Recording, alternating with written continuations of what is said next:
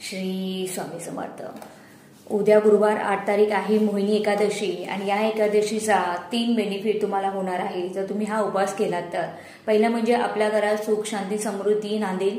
दुसरं म्हणजे आपली जी पापं झाली आहेत आपल्या हातातून ती सगळे दूर होतील।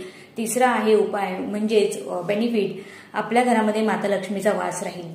तर करायचं काय, सकाळी स्नान करायचं आहे। जर तुम्हाला गंगा नदीमध्ये स्नान करता आलं तर वेल अँड गुड, नाही तर आपल्या घरामध्ये गंगाजल आहे ते आपल्या अंघोळच्या पाण्यामध्ये मिक्स करा आणि त्याच्याने आंघोळ करा। घरामध्ये असलेल्या श्रीकृष्णाच्या मूर्तीला अभिषेक करा आणि त्यांची विधिवत पूजा करा।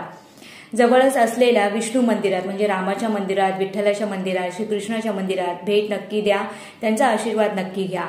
श्रीकृष्णाच्या आशीर्वादाने आपल्या घरामध्ये सुख शांती आणि समृद्धी नांदते।